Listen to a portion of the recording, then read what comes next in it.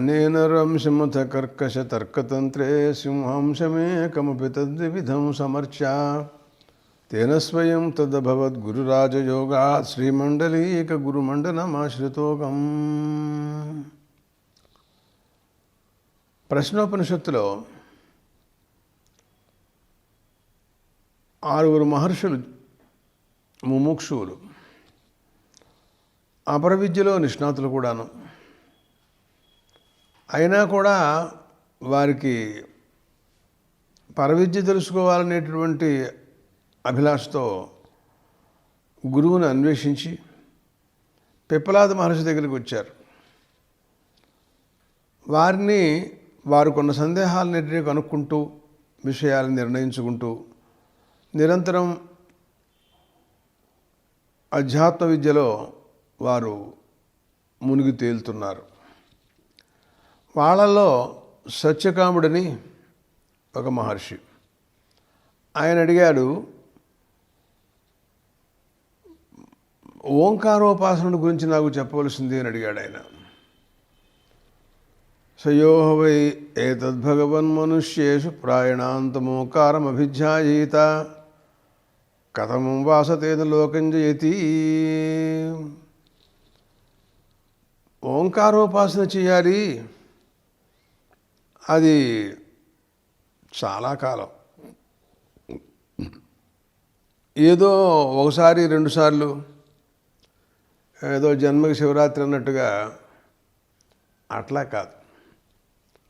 యావజ్జీవం కూడా నిరంతరం ఓంకారోపాసన చేస్తూ ఉండాలి అన్నట్లుగా విన్నాను నేను.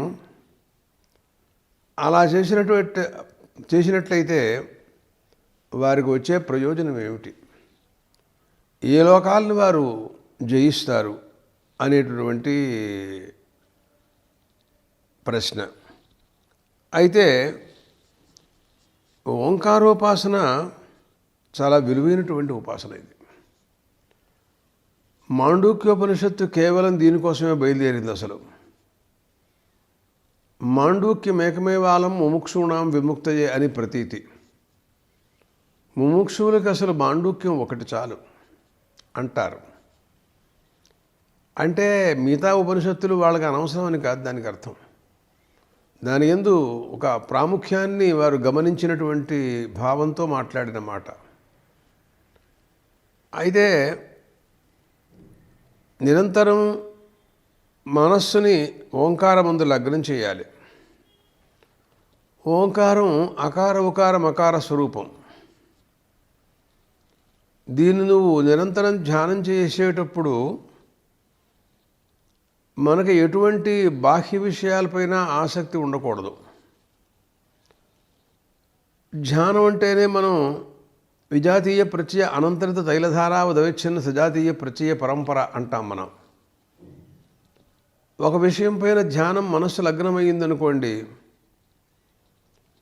అదే విషయం పైన నిరంతరం ఆ మనస్సు అట్లాగే నిలిచి ఉండాలి. హఠాత్తుగా ఆ మనస్సులోకి, ఉదాహరణకి మీరు ఓంకారాన్ని ఉపాసన చేస్తున్నారు, ఇంకా అనేక రకాల హిరణ్యగర్భోపాసనలు ఉన్నాయి, ఆదిత్యోపాసన ఉంది, ఇంకా అనేక రకములైనటువంటి ఉపాసనలు, శాండిల్య విద్య, మరి ఇట్లాంటివి ఉపకౌశల విద్య, అనేక విద్యలు, 32 బ్రహ్మ విద్యలు ఒక పుస్తకం కూడా ఉంది. అట్లాంటి పరిస్థితుల్లో ఈ ఉపాసన చేసే సమయంలో మరో ఉపాసనా విషయం దీంట్లోకి రాకూడదు. ఏకాకారంగా సంతతంగా అన్నమాట. దానికి వాళ్ళు ఉపమానం చెప్తారు. తైలధార, నూనె పైనుంచి ధారగా వచ్చేటప్పుడు అది జిగురు పదార్థం. అది తీగలాగా అలాగే ఉంటుంది, కానీ మధ్యలో అది ఇంకోటి దాంట్లో ప్రవేశించదు, అది ఆగిపోదు, అట్లా ఉంటుంది. అలాగా మన మనస్సు కూడా నిరంతరం ఓంకారం పట్లే నిరంతరం ఆసక్తి కలిగి ఉండాలి. కానీ అది నిర్వాతస్థ దీపశిఖా సమం అంటారు. మరొక మాట కూడా చెప్తారు ధ్యాన పదార్థాన్ని గురించి. ధ్యానం అంటే ఏమిటో చెబుతూ కొంతమంది గాలి లేకుండా కేవలం ఒకానొక గదిలో అన్ని తలుపులు బిగించావు, గాలి రావడానికి తావులేదు. అక్కడ ఓ దీపం వెలిగించాం. ఆ దీపం ఏ రకంగా దీపశిఖ క్రమంగా అలా జ్వలిస్తూ ఒకే దృష్టిగా కదలదు, మెదలదు. ఇప్పుడు గాలి వేసిందనుకోండి, పటపట తడతట్లాడిపోతూ అటు ఇటు కదిలిపోతూ ఉంటుంది. అలా కాకుండా వాయువే లేని చోట దీపం పెడితే ఏ రకంగా అది ఏకాకారంగా ఉంటుందో అదిగో అలా ఉండాలి నీ మనస్సు కూడాను ఓంకారం పట్ల ధ్యానం చేస్తూ ఉంటేను అన్నారు. దీనికి ఇలా కబుర్లు చెప్పుకున్నంత మాత్రం చేత అది మనస్సు అట్లా నిలుస్తుంది అనుకోవడం అనేది అవివేకం. మరి ఏం చేయమంటావు అడిగా. సత్యబ్రహ్మచర్య అహింస అపరిగ్రహ త్యాగ సన్యాస శౌచ సంతోష నియమాది. అదిగో అది అనేక నియమాలతో కూడినటువంటి వ్యక్తి ఇదంటైతే సత్యం, ఎన్నడూ కూడా ఒకటి ఉంటే ఒకటి చెప్పడం కానీ అలాంటివి ఉండదు. బ్రహ్మచర్యం అహింస. వేట్ల పట్ల నువ్వు హింస దృష్టి మనకు పనికిరాదు. నేను ప్రతిదాన్ని నాకు కావాలి అనుకుంటూ ప్రతి వాళ్ళ దగ్గర నుంచి తెచ్చుకోవటం పరిగ్రహం అది లేదు. త్యాగం, సన్యాసం, కర్మఫల సన్యాసం ఇలాంటివన్నీ కూడాను. శౌచం, సన్యాసికి వీళ్ళకి శౌచం ఎక్కువగా ఉంటుంది. సంతోషం, అసలు ఎప్పుడు కూడా స్వల్ప విషయం పట్ల కూడా సంతోషంగా ఉండాలి. అమాయిత్వం, మాయ లేకుండా మాట్లాడాలి. ఊరికే దొంగ కబుర్లు చెప్పకూడదు. ఇలాంటివి అనేక నియమాలతో కూడుకుని ఉన్నట్లయితే అలాంటి వాడు యావజ్జీవం వ్రతధారణ, ఓంకారాభిధ్యాన వ్రతం దాన్ని చేసుకున్నట్లయితే వాడు అటువంటి వాడికి ఏ లోకాలు వస్తాయి అని అడిగాడు ఆయన. కర్మలు ఉపాసనలు చేస్తూ ఉండేటటువంటి వాళ్ళకి ఏ లోకాలు ఉంటాయో అటువంటి వాటిల్లో ఏదైనా ఒక లోకం వస్తుందా, లేకపోతే అసలు ఏమిటి అని ఆయన ప్రశ్న.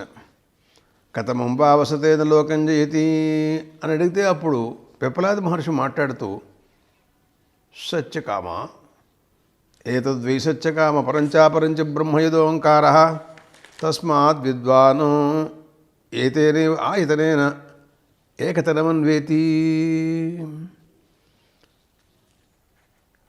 నువ్వు గనక ఇదివరకు చెప్పినటువంటి నియమాల ప్రకారంగా నియమాంతఃకరణతో ఏకాగ్ర చిత్తంతో నిరంతరం నువ్వు ఓంకారోపాసన కనుక చేసినట్లయితే అటువంటి వాడికి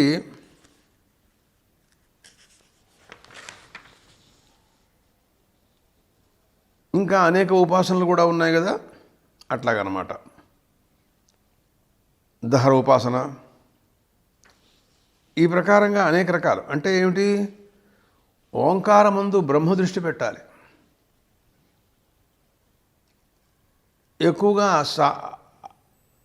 ఛాందోగ్యోపనిషత్తు సామోపాసనలను ఎక్కువ చెబుతుంది. అది సామవేదంలో ఉద్గీతోపాసన ఇలాంటివి చాలా చాలా ఛాందోగ్య ప్రారంభం నుంచి అన్నీ ఉపాసనలే. అట్లా నువ్వు ఓంకారమందు బ్రహ్మదృష్టి పెట్టి, ఎలాగైతే ఉదాహరణకి మనకి ఒక శిల శాలిగ్రామం, దాని యందు విష్ణుబుద్ధి, విష్ణు అనుకుంటున్నాం దాన్ని మనం, అలా చేయమని శాస్త్రాలు చెప్పినాయి. ఇప్పటికే మనం చేస్తున్నాం. అట్లా చేసినట్లయితే అటువంటి వాడు ఈ ఓంకారోపాసన బలం వలన వాడు పరమపరం వా బ్రహ్మ అనుగచ్చతి, పరబ్రహ్మ గారి అపరబ్రహ్మ గారి తప్పకుండా పొందుతాడు, అవకాశం ఉంది అని చెప్పారండి. అయితే నాకు ఒక అనుమానం ఉంది. ఏమిటంటే అకార ఉకారం అకారాత్మకంగా ఉంది కదా ఓంకారం. ఈ మూడు సముదాయాత్మకమైనటువంటి ఓంకారాన్నే ఓంకారమందే బ్రహ్మదృష్టి పెట్టి మనం ఉపాసన చేయాలా? అప్పుడే కానీ అనుకున్న ప్రయోజనం పరిపూర్ణంగా రాదా?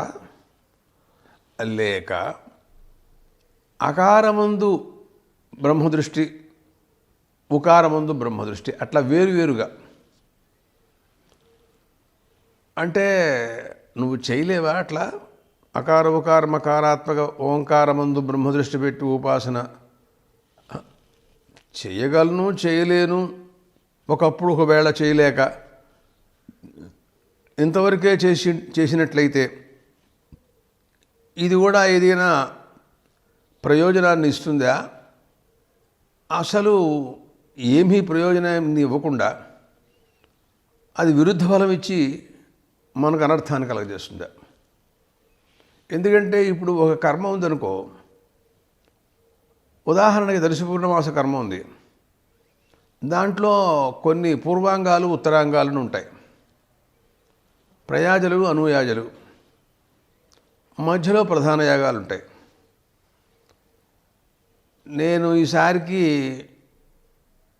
ఉత్తరాంగాల్ని విడిచిపెట్టేసేసి పూర్వాంగాలు మాత్రం చేసి ప్రధాన యాగాలతో కంప్లీట్ చేస్తాను, ఇక నా వల్ల కాదు అని అన్నాడు అనుకో, అప్పుడు ఆ కర్మ ఫలప్రదం అవుతుందా కాదా? ఇట్లా ఏదైనా షోడశోపచార పూజ 16 ఉపచారాల, బాబోయ్ ఈసారికి 10 ఉపచారాలు చేస్తాను, మిగతా 6 ఇంకోసారి ఎప్పుడన్నా ఖాళీగా ఉన్నప్పుడు మళ్ళీ ఆదివారం నాడు పెట్టుకుంటా అన్నాడు వాడెవడో. చూసావా? మరి ఇలాంటి కూడా చేస్తే ఏదన్నా ఉంటుందా? అసలు ఏమిటి నాకు తెలియక అడుగుతున్నాను. సయద్యేకమాత్రమభిధ్యాయేత సతేనైవ సంవేశితస్తూర్ణమేవ జగత్యామభిసంపద్యతే అన్నారు. అంటే అకారమాత్రాన్ని అతను ఉపాసన చేస్తాడు. పరిపూర్ణంగా అకార ఉకార మకారాలన్నింటినీ కూడాను అతను దాని గురించి పట్టించుకోవట్లేదు. ఈసారికి ఎంతవరకు పెట్టుకుందాం, ఎట్లాగైతే ఈసారి ఉపాసన చేద్దాం, తర్వాత జ్ఞానాన్ని గురించి మనం దాంట్లో ప్రవేశిద్దాం, ముందు అపరవిద్య తర్వాత పరవిద్య అని మనం అనుకుంటున్నట్టుగా అట్లా పోని చేయకూడదా? అయినా కూడా గొప్పదేనన్నారండి. అలాంటి వాడికి కూడా ఉత్తమ గతి, ఉత్తమ స్థాయి, ఉత్తమ లోకప్రాప్తి, ఉత్తమ ఫలం లభిస్తుంది అన్నారు. ఓహో, అంటే మరి ఏకదేశమైపోయింది కాబట్టి ఏదైనా విపరీత ఫలం ఇస్తుందేమో నేను భయపడ్డాను. ఏం భయపడక్కర్లేదు. ఎందుకంటే ఎప్పుడైనా పుణ్యం చేసినటువంటి వాడు ఉంటాడే, వాడు తప్పకుండా ఉత్తమ గతిని పొందుతాడు. కానీ నశించిపోతాడేమో, ఏమైపోతాడా, భ్రష్టుడైపోతాడా అనేటటువంటి సందేహాలు అక్కర్లా. సరే, బాగానే ఉంది, మంచిదే, ఒప్పుకున్నావు, బాగుంది. కానీ అసలు అతనికి ఏ లోకం వస్తుందంటావు? నాకు కావాలి ఆ విషయం. అంటే అన్నాడు, అతనికి భూలోకంలో జన్మ వస్తుంది తర్వాత అన్నాడండి. తూర్ణమేవ జగత్యామభిసంపద్యతే అంటే ఇతను ఉపాసన చేయగా కొంతకాలమైన తర్వాత దేహం పడిపోవటం ఇదంతా మామూలుగా ఉంటుంది కదా. అటువంటి వాడు పృథివ్యామపి సంపద్యతే, మనుష్యలోకంలో మనుష్య శరీరాన్ని తాలుస్తాడు. అంటే భూలోకంలో పుడతాడు అని దానికి అర్థం. భూలోకంలో పుట్టేటప్పుడు భూలోకంలో చాలామంది ఉన్నారు, పశువులున్నాయి, పక్షులున్నాయి. కానీ అలాంటివి వాటి వల్ల ఉపయోగం లేదుగా. మనకి ఓంకారము ఉపాసన, అతనికి ఏకదేశం ఉపాసన జరిగింది, ఇంకా కొన్ని జరగాల్సి ఉంటాయి. అలాంటివన్నీ చేయడానికి అధికారం మనుష్యుడికి ఉంటుంది, కానీ పశువులకి పక్షులకు ఉంటుందా? అందుకోసమని మనుష్యలోకంలో మానవుడిగా మానవ శరీరాన్ని తాలుస్తాడు. అయితే ఇక్కడ ఒక రహస్యాన్ని చెబుతున్నారు. తమృచో ఉపనయంతే సతత్ర తపసా బ్రహ్మచర్యేణ శ్రద్ధయా సంపన్నో మహిమానమనుభవతి. ఇతన్ని శరీరత్యాగ కాలంలో రుక్కులు అంటే ఋగ్వేదాలన్నమాట. ఆ ఋగ్వేదం ఇతన్ని తీసుకువెడతాయి ఉత్తమ లోకంలోకి. తర్వాత ఉత్తమ జన్మ ప్రాప్తించాలి కాబట్టి మనుష్యలోకంలో ఉత్తమ జన్మని ఇప్పిస్తాయి. అవి ఆ ఋగ్వేదం ఆ పని చేస్తుందన్నమాట. దానికి అర్థం ఆ ఋగ్వేదం అకార స్వరూపంగా ఉంటాయి. ఏకామాత్ర ప్రథమ మాత్ర ఋగ్వేద స్వరూపం అన్నమాట దానికి అర్థం. దాన్ని ధ్యానం చేసిన తర్వాత దాంట్లోంచి నువ్వు భూలోకంలోకి ఒక బ్రాహ్మణో ఉత్తమ జాతిలో నువ్వు పుడతావు. పుట్టి ఏం చేస్తాడు వీడు, ఎట్లా ఉంటాడు, గుర్తేమిటి, నమ్మకం ఏమిటి నాకు, పుట్టాడు చాలామంది మానవులు ఉన్నారు లోకంలో. దాంట్లో కూడా ద్విజత్వం కూడా ఉన్నవాళ్ళు చాలామంది ఉన్నారు. కానీ ఇతను ఎలా ఉంటాడంటే తపసా బ్రహ్మచర్యేణ శ్రద్ధయా సంపన్నో మహిమానమనుభవతి. గొప్ప తపస్సుతో ఉంటాడు ఎప్పుడు కూడాను. బ్రహ్మచర్యం, శ్రద్ధ ఇవన్నీ కూడాను అతను ఎప్పుడు ఆ నియమాలను ఎప్పుడూ కూడా విడిచిపెట్టడు. వాటిని అనుసరిస్తూ కాలం గడుపుతూ ఉంటాడు. ఇతను ఏదో మంచి తీవ్రమైనటువంటి వ్రతాల్లో ఉంటాడనుకోండి. ఎవరైనా అతన్ని కదిలించినా ఏదో రోజు చేస్తున్నావు కదరా ఈ వేళకు ఓ రోజు పర్వాలేదులే అని అన్నా కూడా అంగీకరించడు. అబ్బో చాలా నియమంగా ఉంటాడండి ఈయన, ఎక్కడ ఒక్క పూట కూడా మార్పు లేదు అని అనుకుంటారు పక్క వాళ్ళందరూ కూడాను. నా వీతశ్రద్ధో యథేష్ట చేష్టో భవతి అన్నారు భాష్యకారుడు. ఇతనికి శ్రద్ధ లోపించటం కానీ స్వేచ్ఛగా ఏదో రకంగా ఉండటం కానీ పొరపాటుగా కూడా ఉండదన్నాడు. యోగభ్రష్టుడు ఎప్పుడు కూడా దుర్గతిని పొందదు అన్నాడుగా గీతలో భగవంతుడు. ఆయన అన్నారు ఇలాంటి పరిస్థితే. యోగాభ్యాసానికి పూనుకున్నటువంటి యోగి అతను యోగ భూమికల్లో ప్రయాణం చేస్తున్నాడు. 1, 2, 3 అలా 1, 2 భూమికలు అయిపోయిన తర్వాత అనుకోకుండా అతనికి శరీర త్యాగం జరిగింది. అంటే మరణించాడు అన్నమాట. మళ్ళీ జన్మ ఎత్తిన తర్వాత వీట్ల ప్రయోజనం ఉంటుందా ఉండదా, మళ్ళీ ఒకవేళ యోగాభ్యాసాన్ని అతను ప్రారంభించినట్టయితే జన్మాంతరంలో మళ్ళీ మొదటి దగ్గర నుంచి ప్రారంభించాలా, లేకపోతే 2 వరకు జన్మాంతరంలో అయిపోయినాయి కాబట్టి 3వ యోగ భూమికల్లో నేను ప్రవేశిస్తాను అని అంటాడా, అసలు ఏమిటి దీని గురించి నాకు తెలీదు అని అర్జునుడు కృష్ణ పరమాత్మతో అడిగినట్టుగా మనకి భగవద్గీతలో కనపడుతోంది. ఇదే పద్ధతి అక్కడ కూడా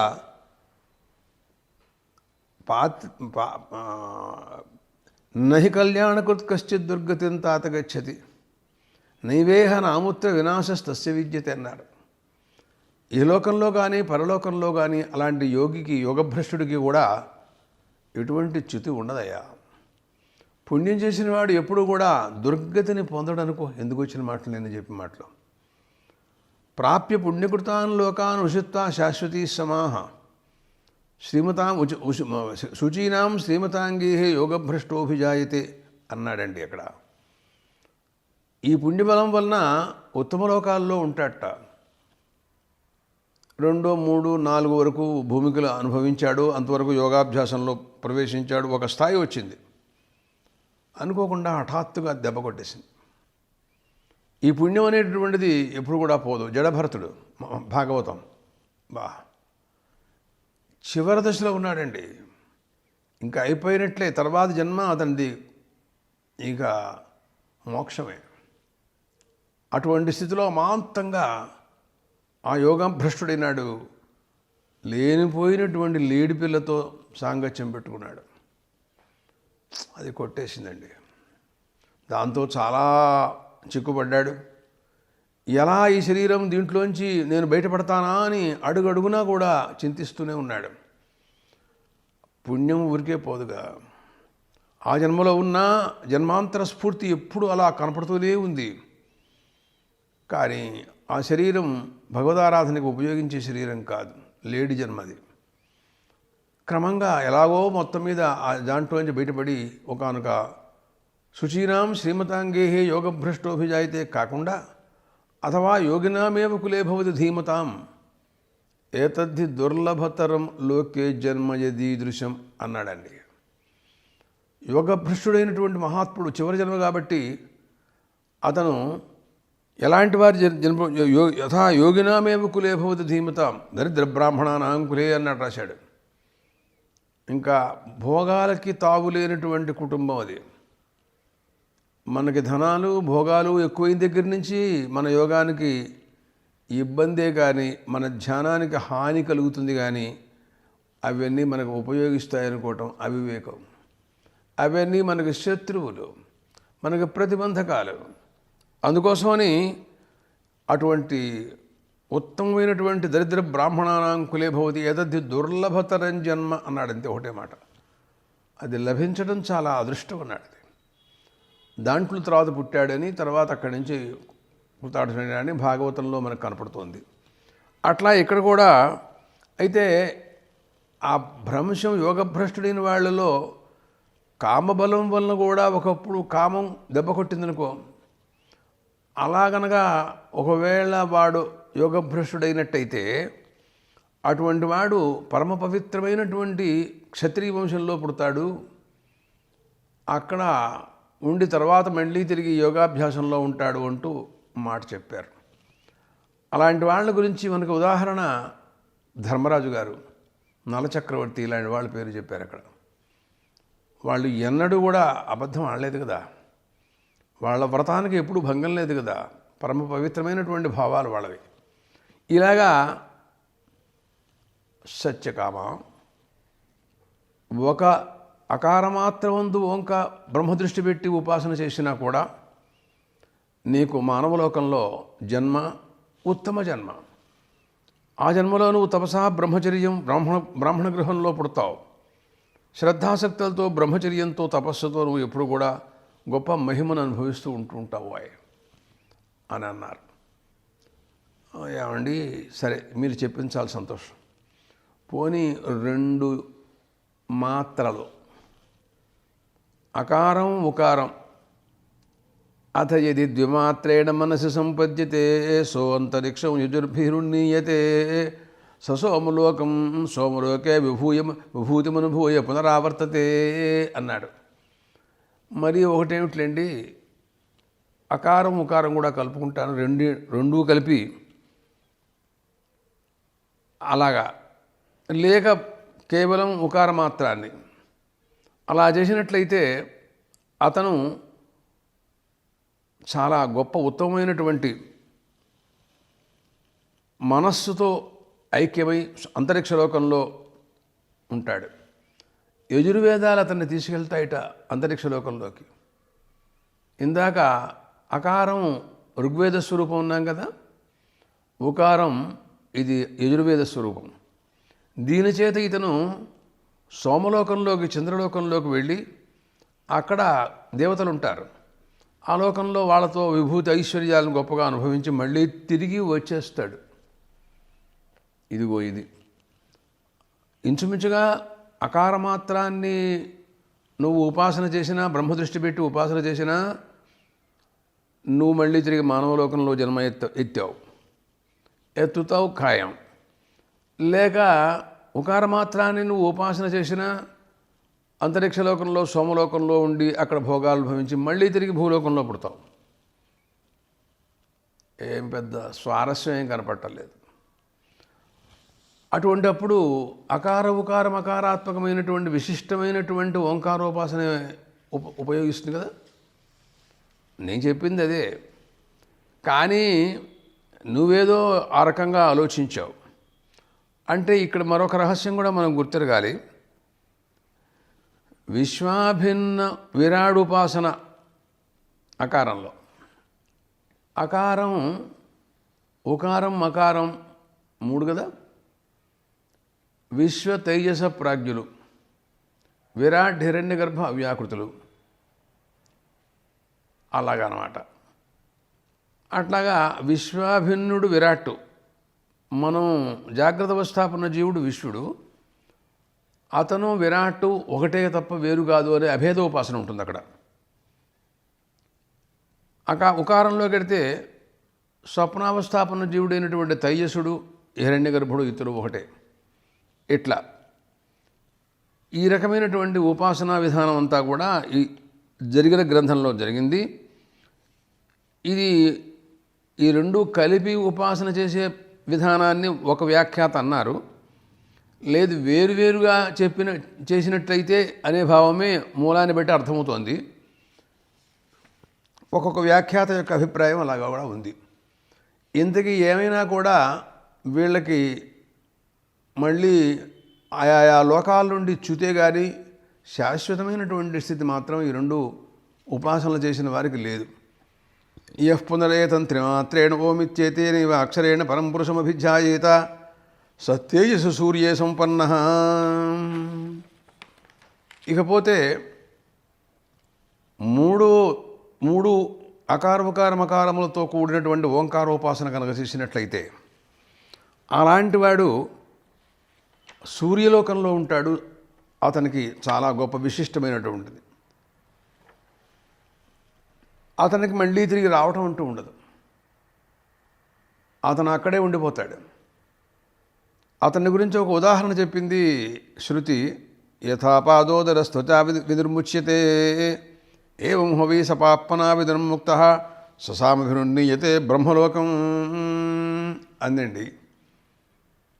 పాము కుబుసాన్ని విడిచిపెట్టేసింది. అది ఒకానొక కవచం లాంటిది. అలాగా మనం కూడా కవచతుల్యమైనటువంటి పాపాన్ని విడిచిపెట్టేస్తాడు వీడు. మనం పైకి చలి కోసమని ఏవో కోట్లు వేసుకుంటున్నాం, షర్ట్లు వేసుకుంటున్నాం, ఏదో వేసుకుంటున్నాం. అవి ఏ రకంగా కాపాడుతున్నాయి అనుకుంటూనే ఉన్నాం. బాగానే ఉంది బాహ్య దృష్టిలో. అంతకంటే ఇంకా లోపల కవచాలు కొన్ని ఉన్నాయి. పాప కవచం, పాపాలు చేసినటువంటి ఒకానొక తొడుగు. అట్లాగే పుణ్యం చేస్తే అదొక తొడుగు. పాప తొడుగు నుంచి బయటపడ్డాడనుకో శుద్ధంగా ఉంటాడు. పుణ్య తొడుగుతో ఉండొచ్చు.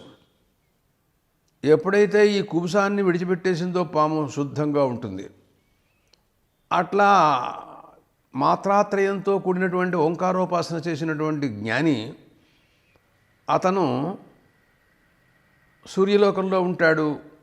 పాప తొడుగు కూడా అతనికి ఉండదు. ఇంకా పాపమనే ఒకానొక దానికి కుబుసంలాగా పాపమనే ఒకానొక శరీరంలో పైన కప్పే మనకుందే ఆవరణ, అది తొలగిపోతుంది.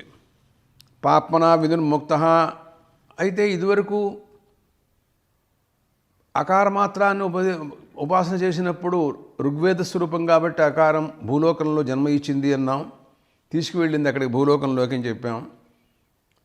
ఉకార మాత్రాన్ని ఉపాసన చేసినప్పుడు ఉకారం అది యజురూపం కాబట్టి అది అంతరిక్షలోకంలోకి తీసుకెళ్ళి సోమలోకంలో భోగాలను అనుభవింపజేసింది అని అనుకున్నాం. మరి ఈ సూర్యలోకంలోకి మరి ఏ వేదం తీసుకెడుతుందండి? సామవేదం. ఆ సామగానాలు అతనికి సూర్యలోకంలోకి తీసుకుపెడతాయి. అది బ్రహ్మలోకం. అక్కడి నుంచి హిరణ్యగర్భుడు ద్వారా వెళ్ళిపోతాడనమాట. స ఏతస్మాత్ జీవఘనాత్ పరాత్పరం పురుషయమీక్షతే. అక్కడి నుంచి అతను పరమాత్మ స్వరూపాన్ని సాక్షాత్కరింపచేసుకుంటాడు. ఇలా ఉందండి. ఇలాంటి పరిస్థితుల్లో ఇప్పుడు అంటారు సారాంశం మాట్లాడుతూ, తిస్రో మాత్రా మృత్యుమత్య ప్రయుక్త అన్యోన్య సక్త అవిప్రయుక్త అనవిప్రయుక్త క్రియాసు వాక్యాభ్యంతర మధ్యమాసు సంయుక్ ప్రయుక్తాసన కంపతేజ్ఞ. సత్యకామ, ఈ మూడు మాత్రలలో విడివిడిగా కనుక నువ్వు అనుష్ఠించినచో వాడికి మృత్యువు తప్పదు.